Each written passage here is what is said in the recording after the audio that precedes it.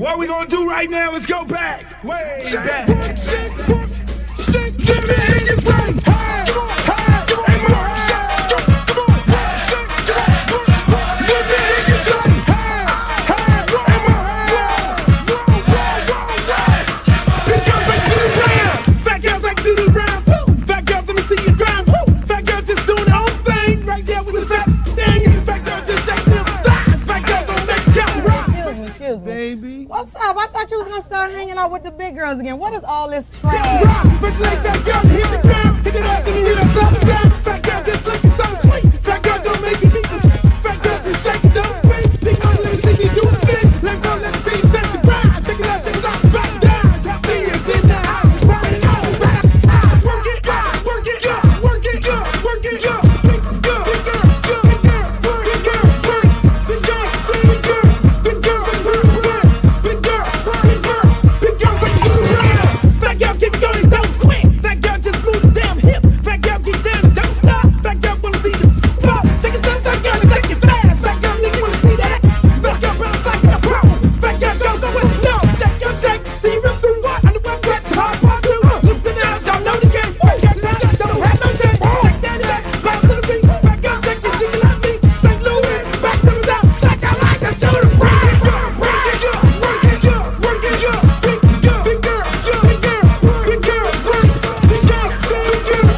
big girl, big girl, big girl, big girls like to do the round. Hey, hey, more hey. Let me hear you say, hey, more hey.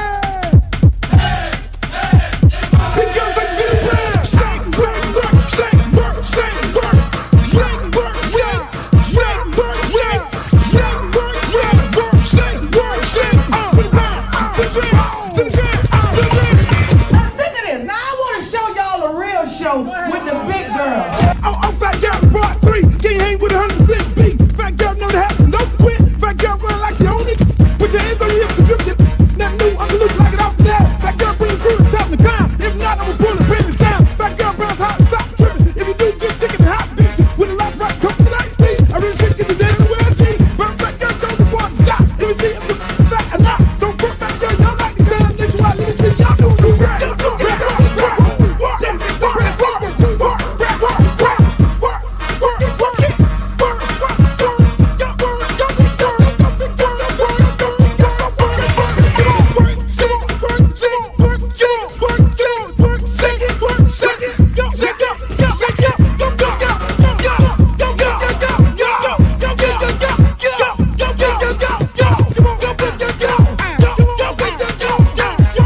I'm serious. Where you are, not ever.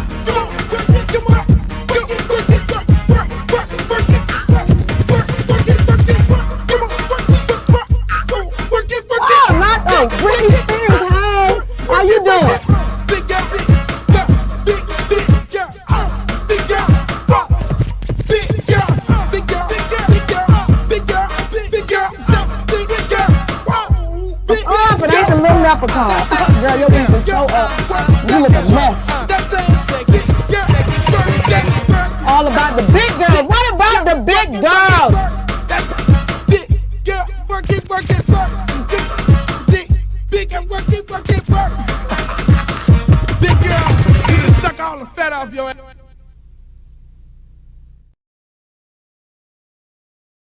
Yo, what up, y'all? Welcome to another edition of The Luke Show. I'm happy to be here on this beautiful Wednesday. I've been on vacation, just so y'all know. Let me straighten my head out. Do I need to put it like this? Do I need to put it like this? I've been on vacation, as you know.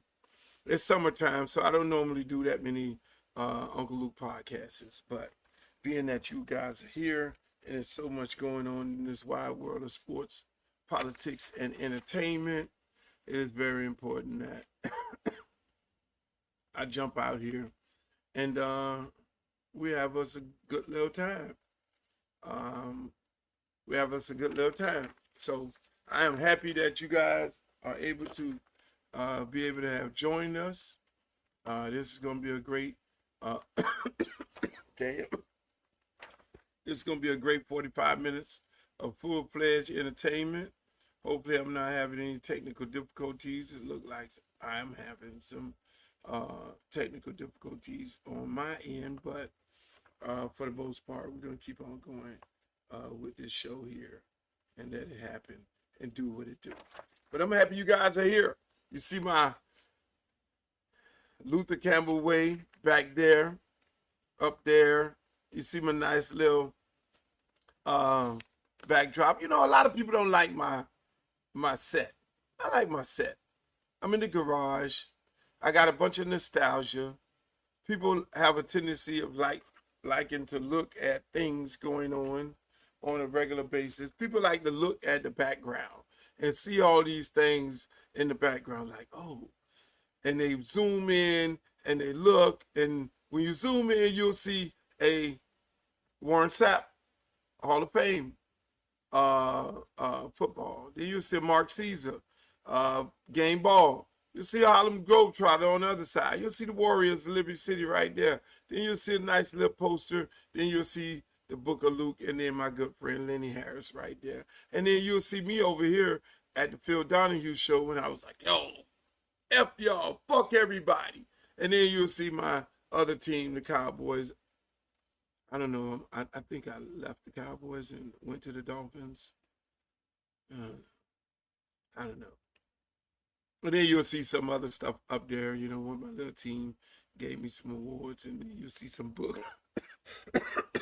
of Luke. I mean, a computer. Do people use computers? That computer there I used for Pro Tools sessions. So it's a lot of things going on in the background. People like these little basic black backgrounds. And then more importantly, you get to see my street name right there, because that's the most important thing of all of it. Not necessarily. Everything is back there. It's important. But I'm happy you guys are able to join me today on this beautiful Wednesday. It's hot as fuck. It has been hot. This is probably one of the most hottest summers I ever experienced. It is hot. Unfortunately, I've not been able to tour as much because I've been touring with my son. He plays baseball, so he's doing all this travel ball, going to these college camps and all that, doing his thing, you know, so I have to be there to support him, training. So I'll figure out, you know, when I'll get to a city near you. You know, every now and then I could do, like next Wednesday, I'm in Indianapolis, and this past Saturday, because they didn't have any games and no tournaments, I got to go to perform in Nashville, which that was hot. I'm telling you, Nashville, I love y'all. And again, people, look down to the bottom on the stroll for Luke gear. We launched my new site, the Uncle Luke store, on LukeRecord.com. It was a successful launch. We did it on TikTok. People buying gear. We got a wide variety range of gear. I hooked up with a new service to be able to get the gear out just real fast and not people have to wait. So, I mean, it's got a lot of different brands. It's got a lot of different hats. You got all of your Luke gear. And every month we're going to be adding new products. So you get the shirts, you got the jackets, you got the satin jackets, you got the bandanas, you got the all different flavors of hats, you got these hats, you got these hats. I mean, you got like 30 different hats that you can get to match 30 different outfits. You got the warmers, you got the bombers, you got the hoodies. I mean, it's the whole 9 yards. So go to my shopping cart on www.lukerecords.com, and your package will come just that fast. It'll be real fast. So let's get right into it. Hey, I did a tweet today about my feelings about how the Browns are handling this Dora Sanders situation. I know so many people have so many different takes, and as you know, when you listen to the Luke podcast, my takes are based on this 60-year-old guy and the things that I've seen in life and the things that I've seen how life can go. Not based on some studio person telling me to be politically correct for sponsorship purposes. As you can see, there's no sponsors. Only sponsors is me, and that's LukeRecord.com, Luke Gear. So you choose to buy the gear, and if you don't, that's on you. That's your prerogative because of my takes and my opinions. So therefore, I'm not influenced by anybody at any given time. And I love it like this because I've always been an independent individual. I'm all about independence. When I started my record company and started hip hop in the South, it's about independence. Nobody telling me what I could put on a record and what not to put on a record. That's why I eventually ended up going to jail and fighting for free speech all the way to the United States Supreme Court on behalf of hip hop music, because I was not influenced by anybody.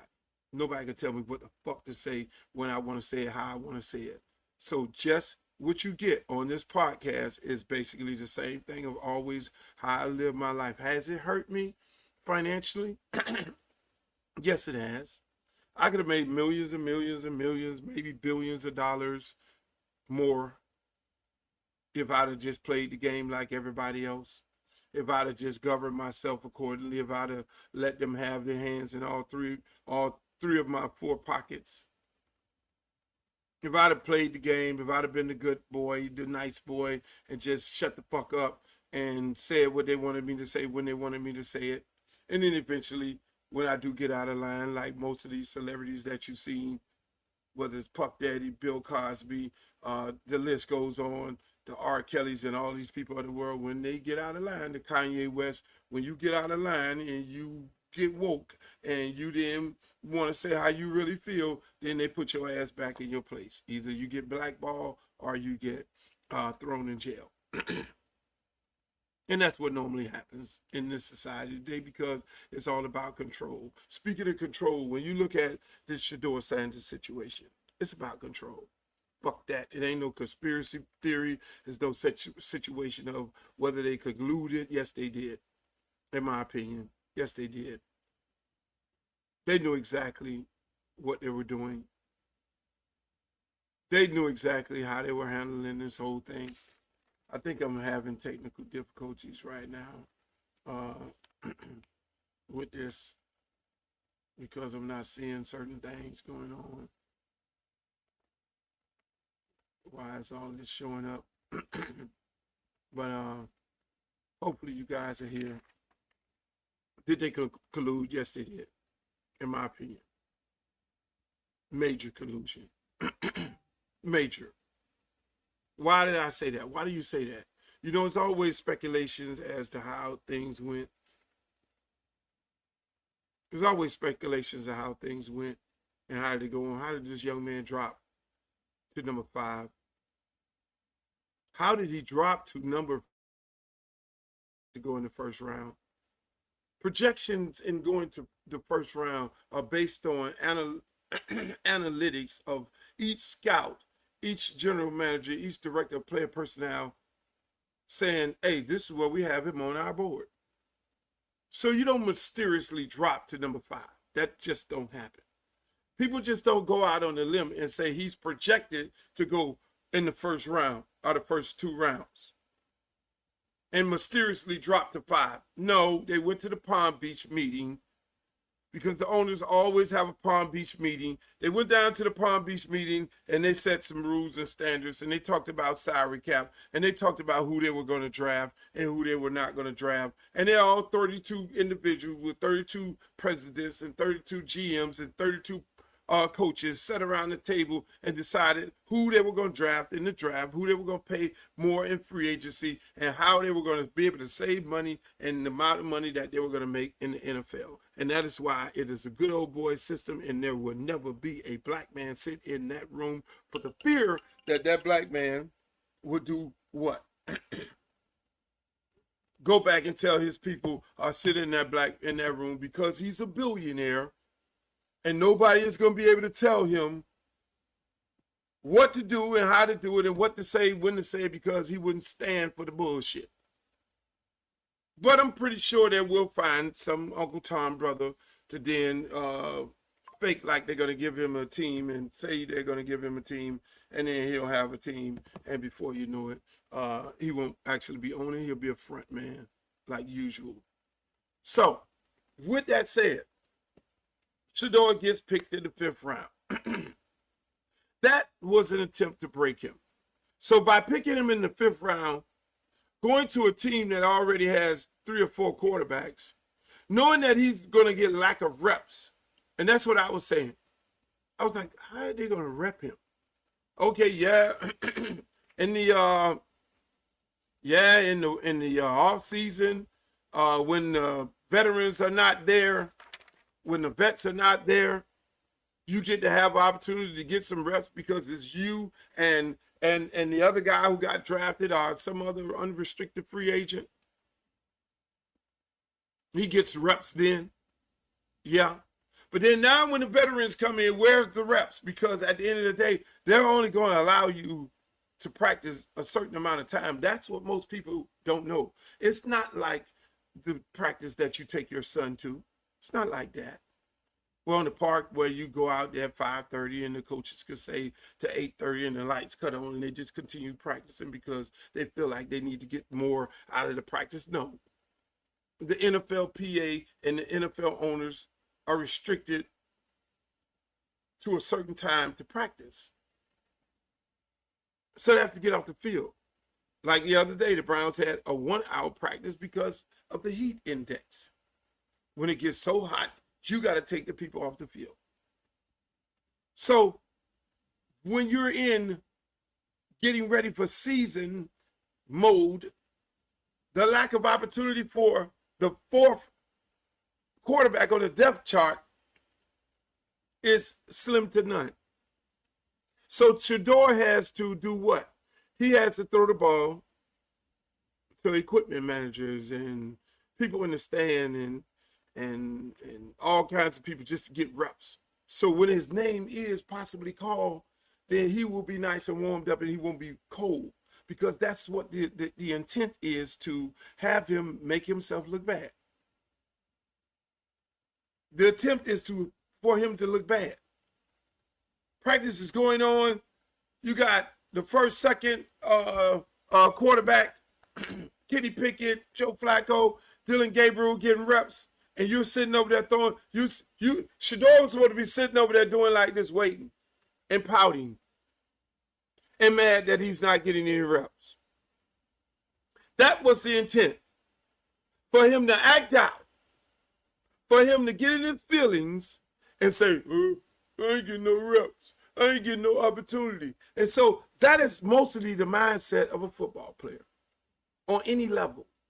I coach high school football at Miami Edison Senior High. And when you don't give a player any reps and an opportunity, he goes into a shell. He gets in his feelings. He goes home and tells his mama, I don't want to be here. He just totally crashes and burns. But not this kid, whose father is Dora Sanders, who's heavily and well prepared for the things that are happening to him. Even going back to the draft. Well prepared for the press conferences in which he goes through and he has a conversation with the media. And majority of the media members, like Mary Kay and all of them, they've been covering the Cleveland Browns for over a decade. So don't think for 1 minute they don't have a relationship. Don't think for 1 minute they don't have a relationship with the Browns ownership, with the owners. I'm not talking about the GM, because they've had GMs come and go all day. They've had coaches come and go all day at the Cleveland Browns. This lady has a relationship with the ownership. So here's how this shit plays out. Shedeur gets no reps today, no reps tomorrow. He's now throwing to the equipment man. Myles Garrett comes to him and says, young boy, hold on. Mind you, having conversations with the old wise man daddy before going into camp, understanding your position and where you're going to be at, and not let them get to your mental. Not let them get to your mental, because once they get you to your mental, you're going to crash and burn. You're going to give them what they want. And what they want is to prove that you are not worthy. The Cleveland Browns, in my opinion, its attempt is to prove that he's not worthy. The NFL is here to prove that he's not worthy. They wanted him to crash and burn. They wanted him to act like a nigga. They want him to go to the press conferences and start hollering Colin Kaepernick and how he got treated. Where we all know that story. Stevie Wonder could see this, what's going on.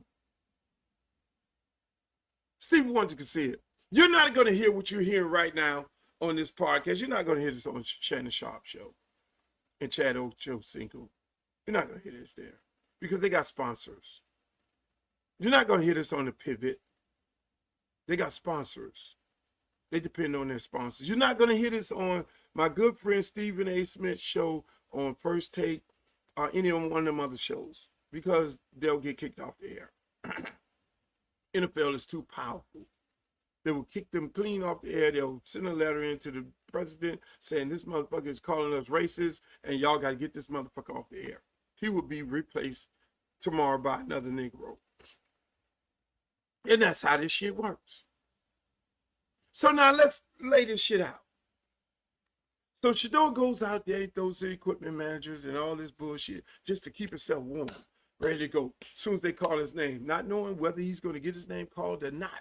That day he goes into the meeting, comes out to the field with the expectation of getting some reps. Okay, knowing that there's a strong possibility that he's not going to get reps. First day he gets no reps. Second day he gets no reps. I'm a 5th round draft pick. Dylan Gabriel goes out there throwing interceptions all over the place. Flacco is throwing his shit all over the place. Kenny Pickett throwing all over the place.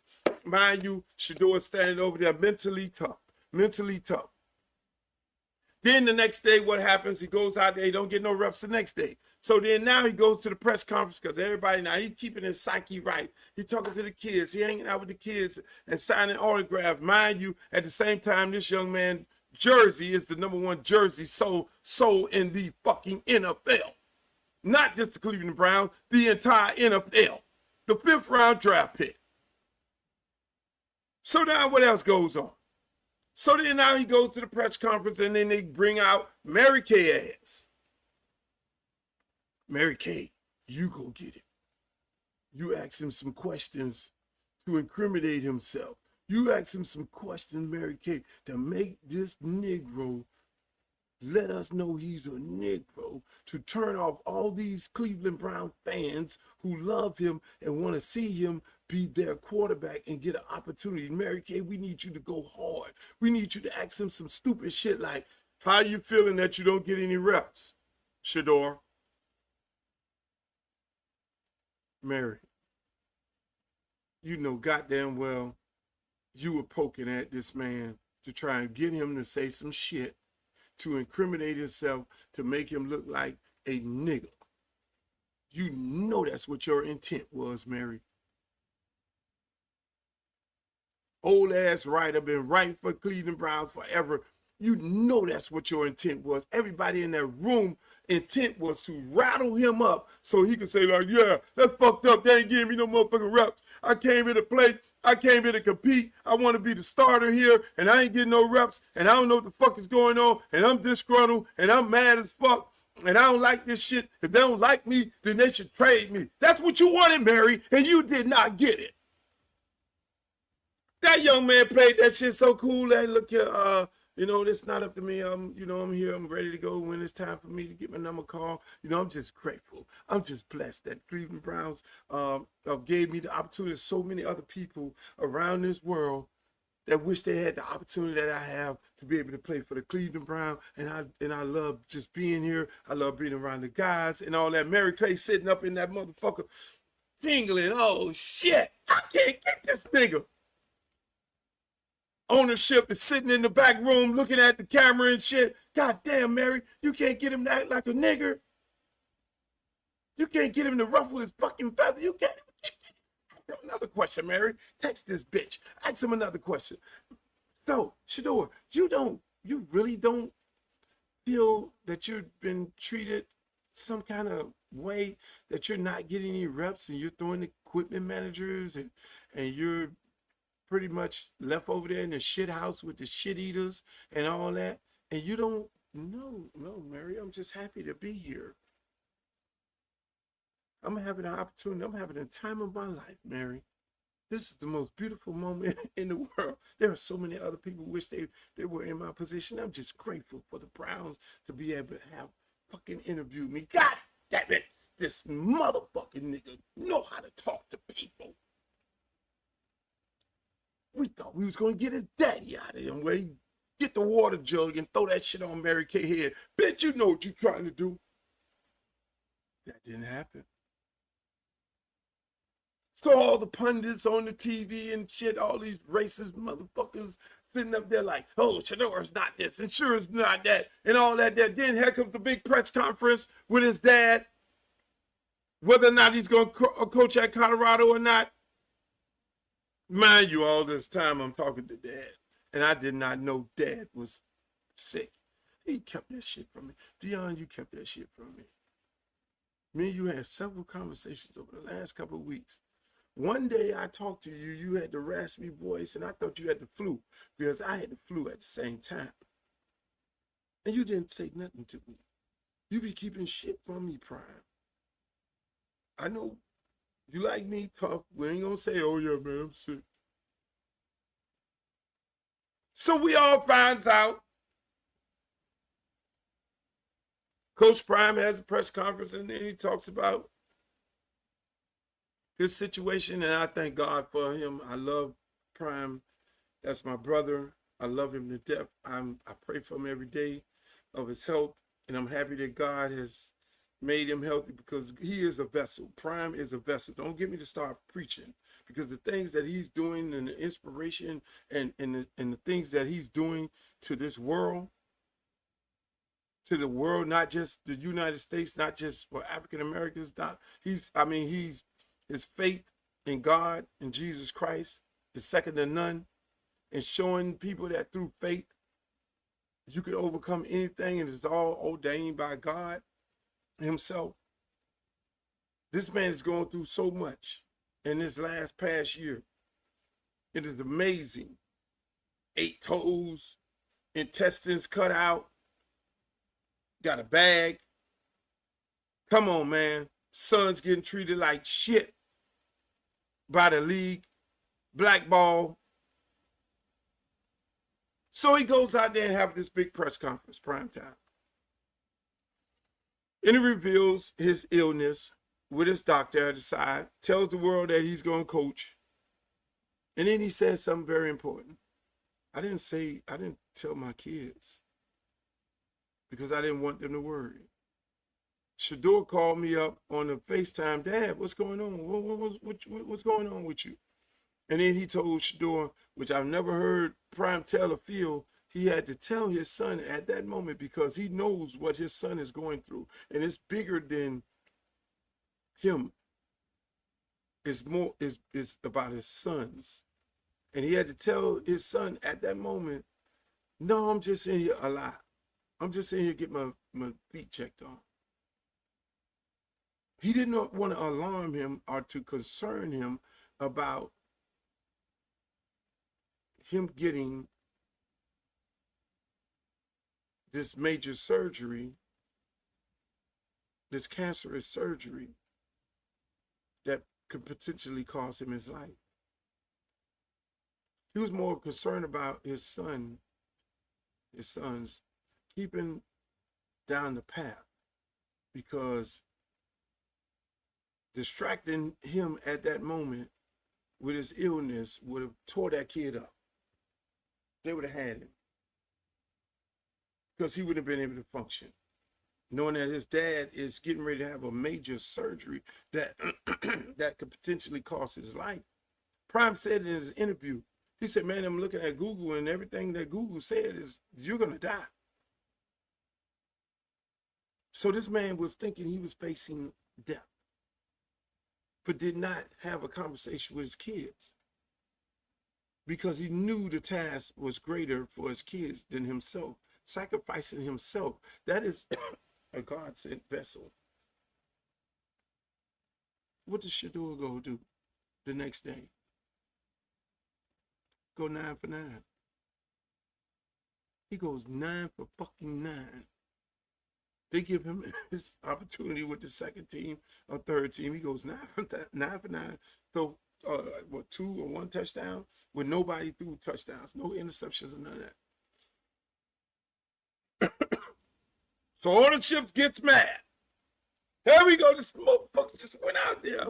We gave him opportunity. We didn't give him opportunity for a couple of days. He goes out there, have a good day one day, and then now he's going through all this shit here, and we throw him out there. We got him now. We got him now. We're going to run his ass with the 3 group against the first team group, and he goes out there and carve their ass up. Goes 9 for motherfucking 9. Ownership is upset. Fuck! Then you hear all these nasty narratives about, well, we really wanted to tank again this year so we can get the Manning kid out of Texas. I'm like, where's all this shit coming from? The season ain't even started. You got 4 quarterbacks going at it. Well, you hear the Cleveland pundits like, we really thinking about the Manning kid and him possibly. Manning, what the fuck? So we got to change the narrative. Then ownership was like, oh, fuck, this motherfucker just went 9 for 9. Owner, you got to go out there. You got to speak to the media. This owner, ain't never heard this man speak in all my coaching days. All my looking at the Cleveland Browns or looking at the NFL, you only hear Jerry Jones talk most of the time, because he's the general manager, president, secretary, everything at the Dallas Cowboys. You don't hear Stephen Ross say nothing. Once a year, he'll go, or if he's hiring a coach. You don't hear these numbnuts over in the New York Giants talking. You don't hear, I don't even know who the hell is the owners at the Los Angeles Rams or the Chargers. These people don't talk. They don't talk. Haslam don't talk. Last time Haslam talked, it was a big-ass ESPN piece where they called him everything but the child of God. Racist and everything. So he doesn't talk. Owners don't talk unless they're the fucking president, like Jerry Jones. So they roll Haslam out there with a list of questions that Mary Kay is going to ask him so then he can set the record straight. We know the press conference was fixed. All the press conferences are fixed. The people who fly, the media who flies on the airplane with the team are issued team credentials. And if you are allowed to fly on the airplane with the team, then the team controls you. So when they want to leak shit about a player that they want to get rid of, they give it to you. And you leak this shit and start talking bad about the players. That is how media works in the NFL. And if you don't leak shit, if you don't play by the rules, if you're a beat writer for a NFL team, they kick your ass off the fucking plane. You don't get to ride with the team. Don't play ball, you got to go. So they control the narrative through the media members in which they give credentials to. That's how this shit works.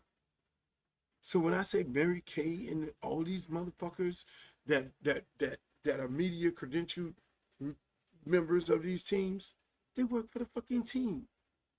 So they gave Mary Kay and everybody else who rides the plane a list of questions to ask the owner. Hey, Haslam, so tell us about the draft and Shador. And Haslam just say, fuck everything else. I ain't gonna wait for y'all to keep asking me all these questions. I didn't draft them. And if I knew on Saturday that we was gonna draft him, I'd have let them know, fuck that. The general manager, that black guy over there, he was the one who drafted him. If they told me we was gonna draft him, I would have said no. The GM, the black guy, he fucking drafted him. That's like telling a player on your team, no, that is telling a player on your team, I don't want you. You're a bastard child to me. You were a mistake. Me and your mom, we didn't want you. You're a bastard. We had no, if I knew she was going to get pregnant and have you, I'd have told her to, if I knew she was pregnant, I would have told her to abort you. That's basically what the owner got up on the podium and said, because he got tired of this shit. He got tired of this fucking Shador showing him up. He got tired of this kid. So now this is another attempt to do what? Break him. You can't break him. Y'all can't break him. NFL, you can't break him. Haslam, you can't break him. But what you could do is you could trade him. You could fucking trade him to a team that has an open mind. And I keep telling the fucking Miami Dolphins, you need to fucking trade for this kid. But as soon as I said, here come them beat writers, Omar Kelly and all them who ride on the plane, and they tell him, say something to Luther on Twitter to stop that, because we don't want that. We already got our fucking marching orders. Don't fuck with Shador, and we just want him out of the league. It is amazing, man, that this shit is going on right now today. And I know the bigger issue, most people, most old black people like me are looking at it and saying the bigger issue of it all is more of empowerment. Under those circumstances, can we have black men inspiring other black kids to know their worth and their power? So at every opportunity, we have to put our feet on their neck to remind them that we, white power, is in control. Trust me, this coming from a dude who was blackballed by the music industry. Ain't nothing nobody could tell me. All this shit that all these boys going through right now, I've been there, did that, bought the t-shirt. Because I was an outspoken black man. I just spent millions of dollars going to the Supreme Court fighting for free speech. That was to break me. That was to take me down. So I understand the process of breaking somebody and trying to take them down and suppressing their voice. And I say to this young man, stay the course. Don't let them break you.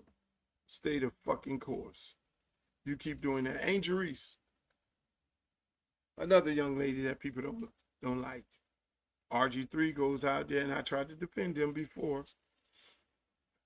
But you can't go, RG3, you can't go out there with a white wife and put a picture of a monkey and describe Angel Reese. You can't do that, RG3. You're dead ass fucking wrong. And if Shaq slapped the shit out of you, he's dead right. And you don't need to be trying to go sue. If he slaps the shit out of you for doing that, you got a white wife, bruh.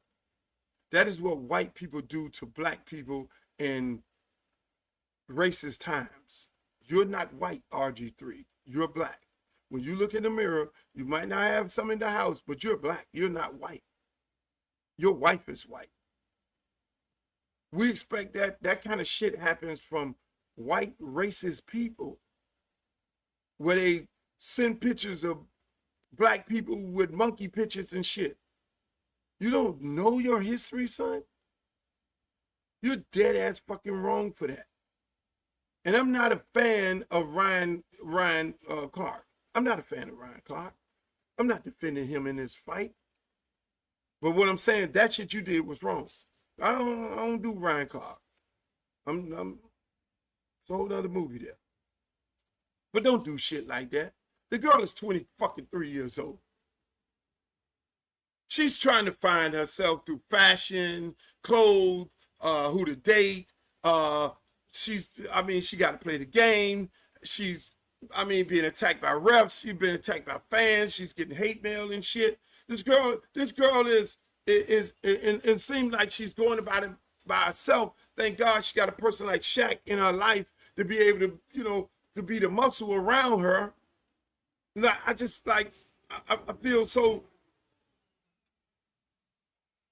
sorry for the young lady. This young lady is trying to find herself. When you're 23, you're trying to find yourself.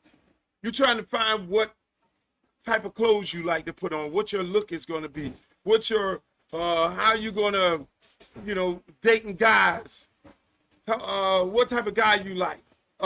She's getting criticized on every fucking corner.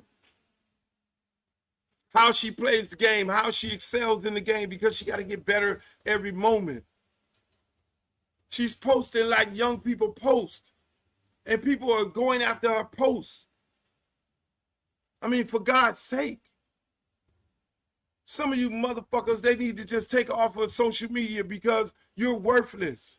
All you do is get up in the morning and talk shit. And some of you people who have been kicked off of these networks, but you guys are trying to find your way back onto these networks, and the way they hire these people on these networks, you have to go after black athletes. If you go after a black athlete and you're a black person, you get hired by the network. That's the rite of passage. If you defend black people, you don't get a fucking job. Look at all the people that have fired up CNN and every other news network. And all the ESPNs and all that. All the Foxes and all that. If you pro-black, your ass won't last. You be getting a motherfucking podcast.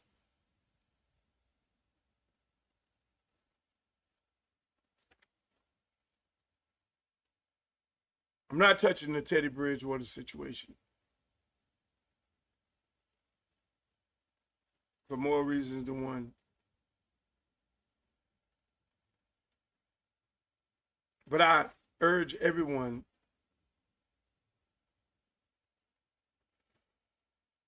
to think about the kids. We do this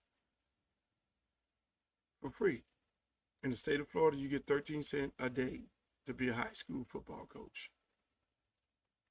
In Miami-Dade County, it's about $25,000 given to the entire athletic department. And everybody has to make ends meet. So the most important part of athletics is fundraising.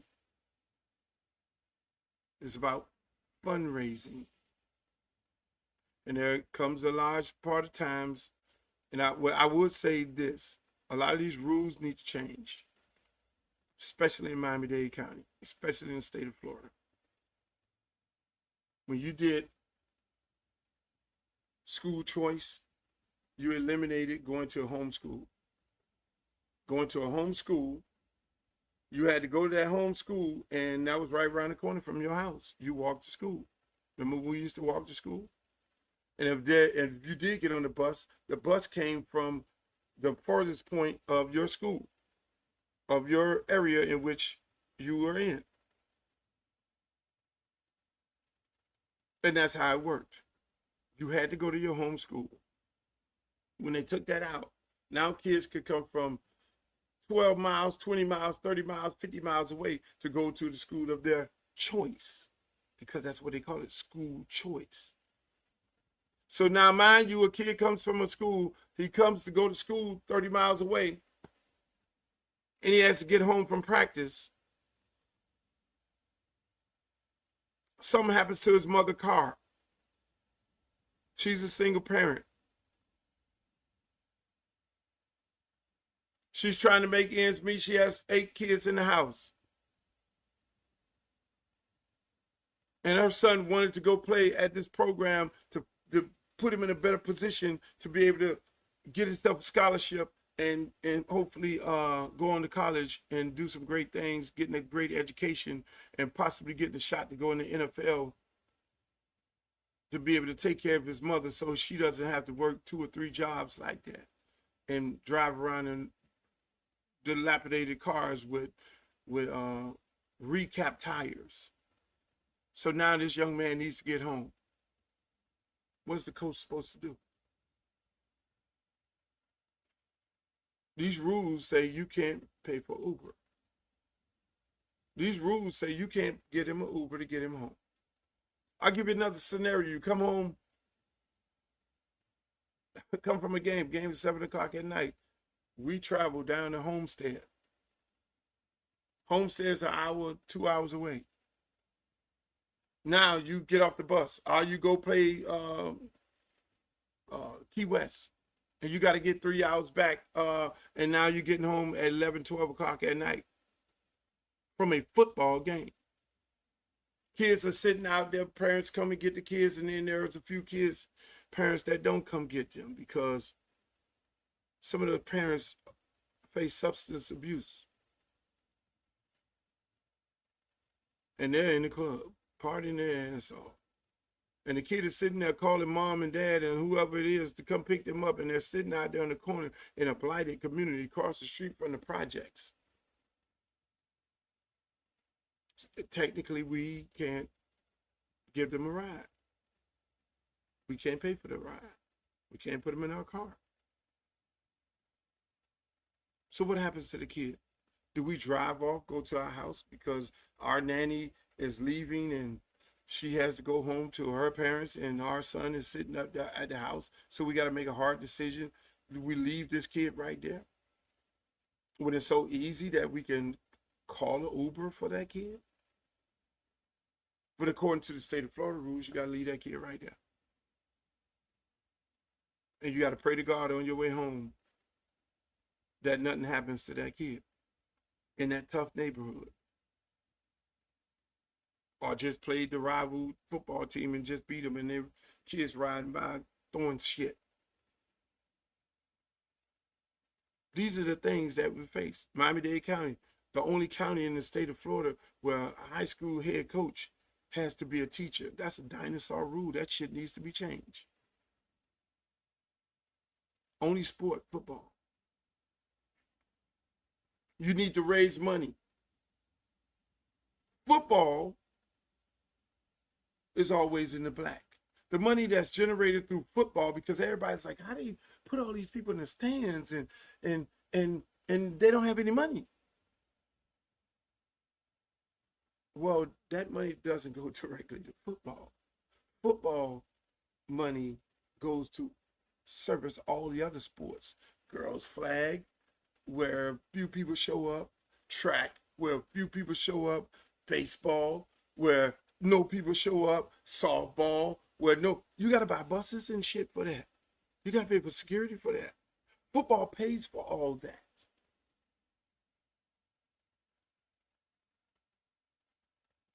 And that's what I'm saying. So when you think about these things, now going toward, let me talk about certification. We all have to be certified. You could choose not to get certified.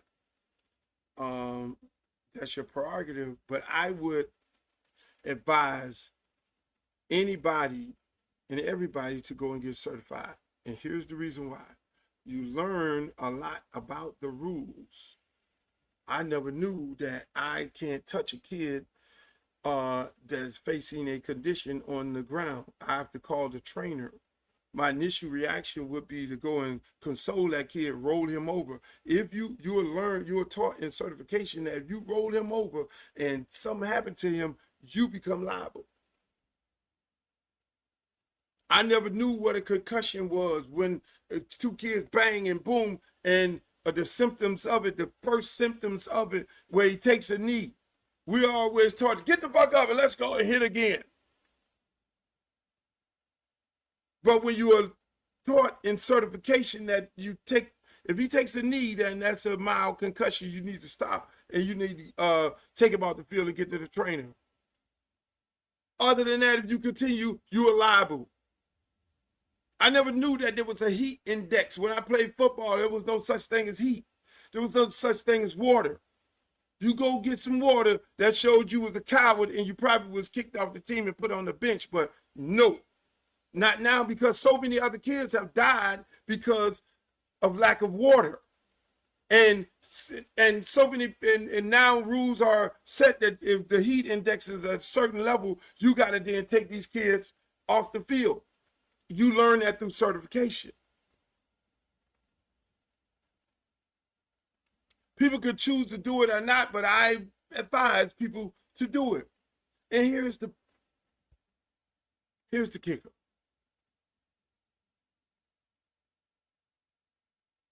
Me, Luther Campbell, I got a couple coins in my pocket. I go out there and I want to coach. And I don't get certified. And I'm out there coaching. 2 kids, one become a paraplegic. God forbid that don't happen. Please don't happen on no kid watch. Kids severely injured. I'm out there coaching with no certification. And I'm coaching this up. I'm not protected. See, when I get certified, I'm protected by the school system, the state. Now when the lawyers come, they're gonna sue me personally. They're gonna say you're not, and I've been a part of a lot of lawsuits, and I know how these lousy ass lawyers do. They're gonna be like, you were not certified. You were out there, you came out your car, and you had 2 kids crashing into each other, and you don't know the rules, and you don't know how or what's right and what's wrong, and you made them crash against each other, and now we're gonna sue you and go into your bank account, and you're not protected because you're not a certified coach. God damn it, man.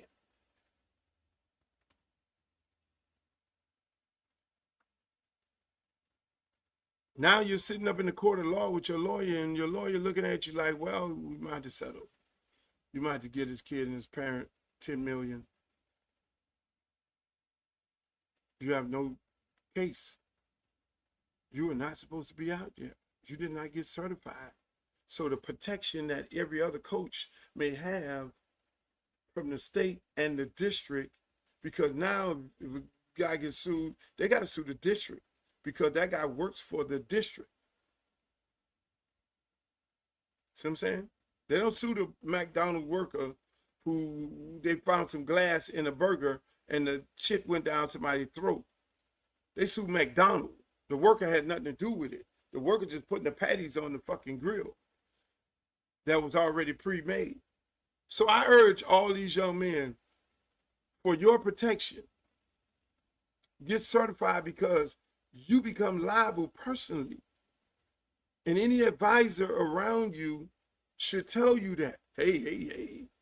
Because if you ain't been to these lawsuits, like I have 1,000 of them, thousands of them, you get sued from the stupidest shit and that you never thought you were able to get sued from. So I urge, I'm not talking about this issue or anything like that, but I'm just urging people.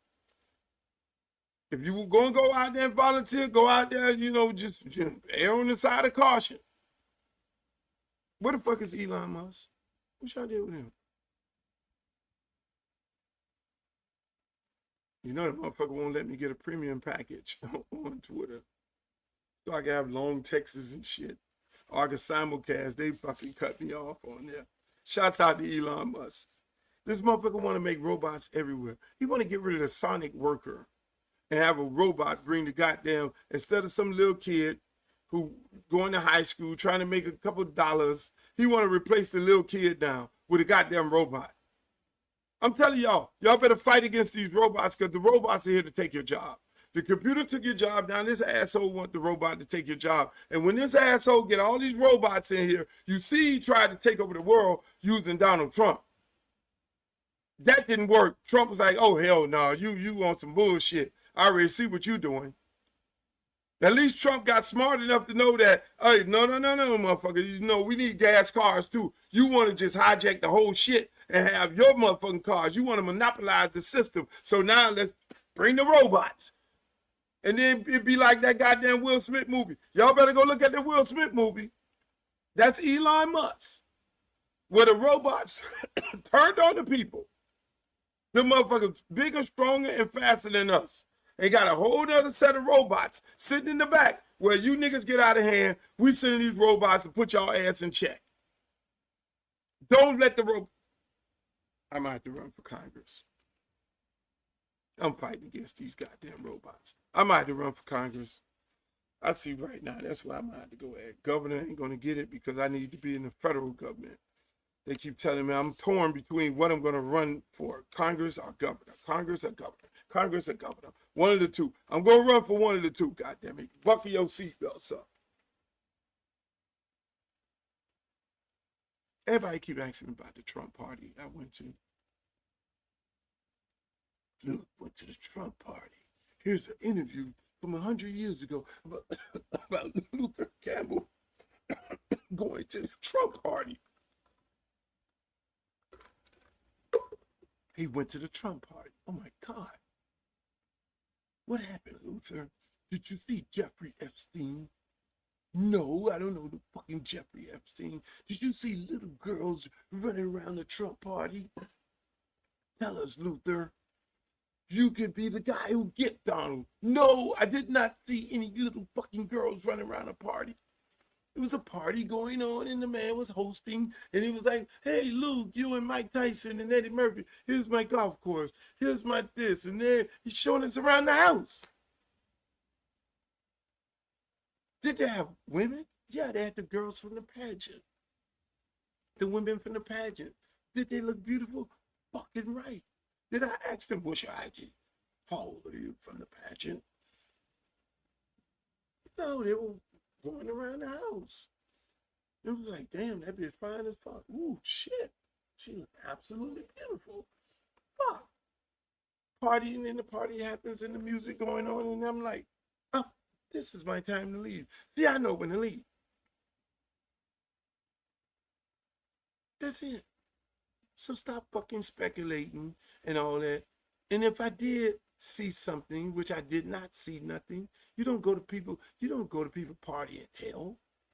And nothing happened. There wasn't no kids there. There wasn't no little girls there. There wasn't no Donald Sterling. I don't even know who the fuck this dude is. Donald Sterling or Jeffrey Epstein or one of them. Man, come on, man. So don't put me in Trump shit. Trump was cool back then. I fucked with Trump back then. I didn't know that he had the dealings with the Central Park Five because I wouldn't have fucked with him because I'm a very militant person. That's why I got blackballed in the industry. But the mere fact that the man invited me, Mike Tyson, and Eddie Murphy to his house, we all went there and we had a good time and I left them there. You need to go ask them. Go ask them too what the fuck happened.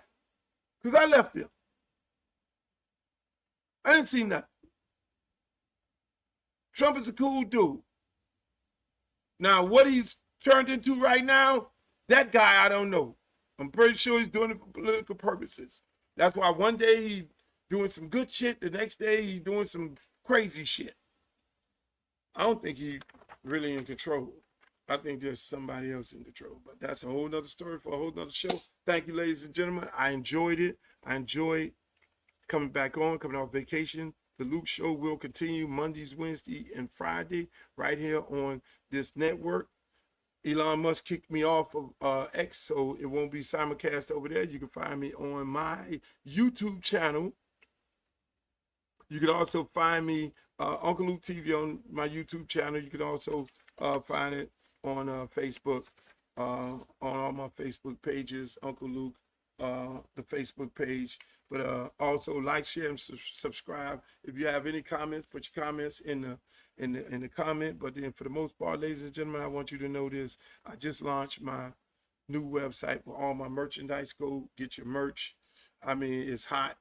It's a whole bunch of variety of product. People keep seeing me with my hats on. I'll be teasing y'all and everything. And y'all be looking and saying, man, I want that hat. I like that hat there. Oh, man, that's dope right there. That'll fit with this outfit right here. Well, now you can go to the stores on www.lukerecord.com. It's a Shopify store. And you can order your stuff. It'll come ASAP. It'll come real fast. You'll get your product in less than a week. So going on over there and get your hoodies, your t-shirts, your caps, the whole 9 yards. And on Wednesday, I will be next Wednesday, I will be in Indianapolis, so stay tuned for that. I appreciate y'all. I love y'all. Amen. Y'all have a beautiful rest of the week. It's a beautiful thing. I love the fact that y'all are here. And, man, let's keep this thing going, man. Let's keep it going. Let's keep it going. Greg, I love you, Greg. Thank you, my brother. Hey, Duff, all y'all boys in the chat. I mean, I love y'all. Ray, man. Hey, I really, again, send your love to Prime. I see Chicago in here. Man, I love all y'all. And we'll be back on Wednesday, on Friday. So y'all have a great day. Peace, love, and happiness. Peace. Pull out the stick, come shoot that. Booty poke out like a book bag. Booty poke out like a book bag. Pull over ass too fast. Come wish you gonna bring that Uncle Lou bag.